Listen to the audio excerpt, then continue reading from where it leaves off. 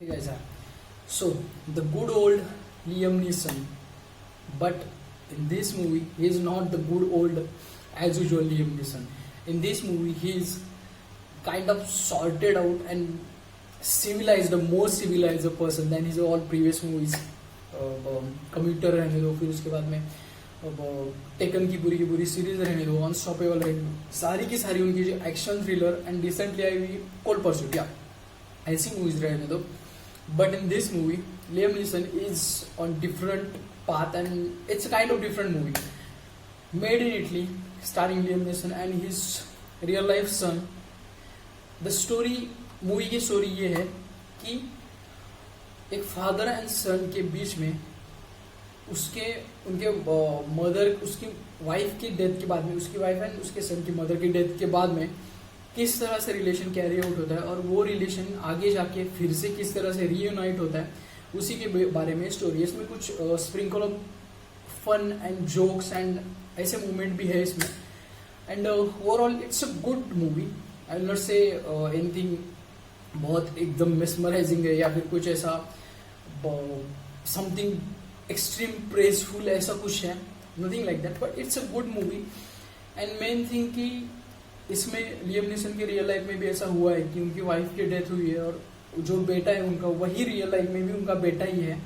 सो उनकी जो केमिस्ट्री इस मूवी में दिखती है ना, वो एक अच्छा प्लस पॉइंट है.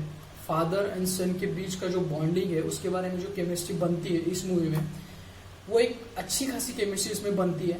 And at the same time जो व्यूज है, जो सारे के सारे सिनेमेटोग्राफिक शूट्स है इटली के पार्ट में लिए गए हुए, टस्कनी हिल्स या उस एरिया में. फिर उसके बाद में वहाँ का फूड हैबिटेट, वहाँ के लोग, वहाँ का कल्चर, उसके साथ में किस तरह से इवॉल्व होता है, वो अच्छी चीज़ है. कुछ प्लस पॉइंट्स है मूवी के.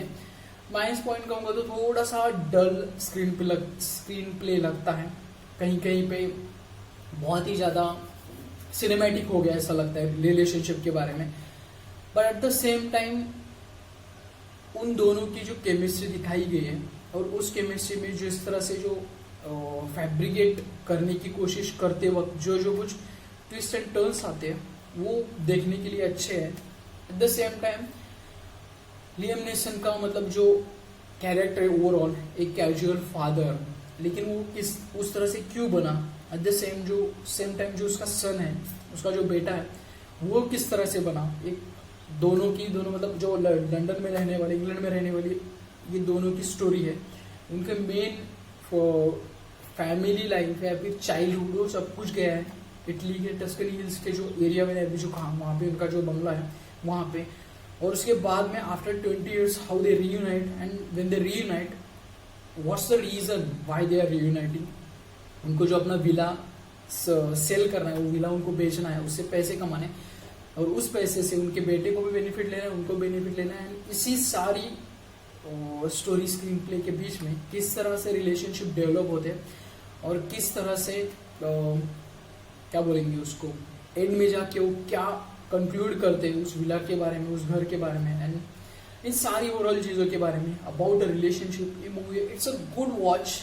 I will not say anything fantastic or anything like that. It's a good watch if you are a fan of Liam Neeson from long time.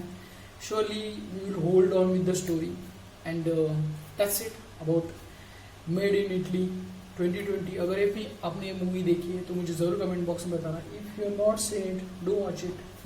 Let me know. Peace.